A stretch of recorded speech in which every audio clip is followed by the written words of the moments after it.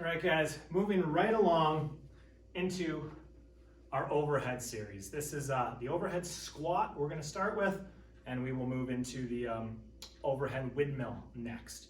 So you can bring the kettlebell up through a snatch, you can bring it up through a clean and press, whatever you want. Just bring that kettlebell up, overhead, okay? Now, an overhead squat looks like this.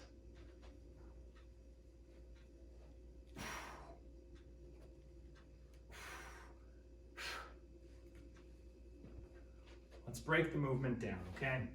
First and foremost, you'll notice my eyes always stayed looking at my hand in the air. Very important with any overhead exercise, because as soon as you tend to take your eyes off the kettlebell, that's when you're going to lose all the stability in your shoulder, and that's when your arm is going to go forwards or backwards. And when you have a heavyweight overhead, that is the last thing you want to happen, okay? So you have that arm up overhead. Your eyes are looking at it. You have to find a position for your legs and feet that work for you.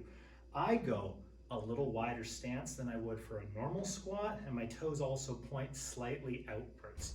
That's how my body is built. That's how I have to do an overhead squat. Yours might be different, but that's a good thing to look for right away. Now this squat, you can't do straight facing me. I mean, some flexible people probably could, but you want to internally rotate your opposite shoulder into the midline of your body. So you're turning while you squat. Watch.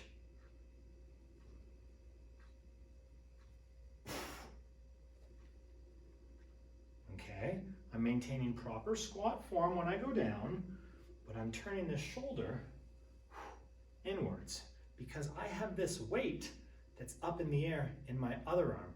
So if I want to get lower into my squat, I need to internally rotate this shoulder.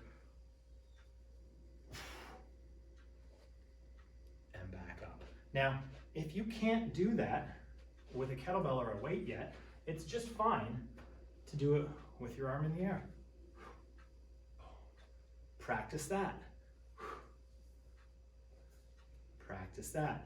It's all about, though, keeping your eyes on your hand, internally rotating that shoulder, and maintaining a slightly wider than normal squat stance. Now, not everybody's going to have the flexibility or range of motion that I have, and there's a lot of people out there that have way more than I do.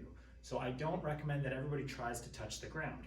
If you can touch the ground with your fingers, fantastic.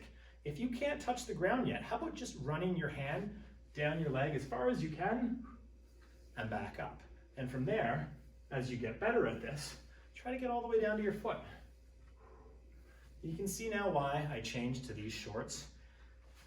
There's just, you can squat as low as you want and nothing is hinging or getting in the way. Nothing is preventing you from getting lower. And a lot of pants and a lot of shorts will. So again, running shoes with big heels, which is going to cause you to lean forward.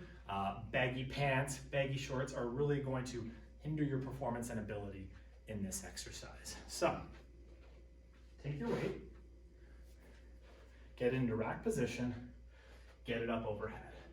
Eyes on the kettlebell, squat down, try to touch the ground, stand up nice and tall, and repeat. Shoulder rotates in.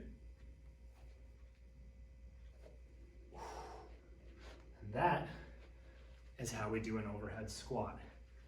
These are getting more advanced. These are tricky. Start with no weight, then add a light weight, even if it's a light dumbbell or something. Finally, a kettlebell. Make sure you have a straight wrist. Make sure it's locked out overhead. Make sure your eyes are on the kettlebell. Make sure you hinge, drop your weight back, not forward. Rotate your shoulder inwards. Lower yourself down while maintaining eye contact the entire time. That is the overhead squat. It's an amazing exercise. It's great for improving your range of motion, and it's a great core exercise as well. From here, we're going to go into the windmill, which is very, very similar. The only difference with the windmill is we're going to keep our legs straight. We're not going to squat. We're going to hinge, and it's going to target the sides and the hamstrings a lot more.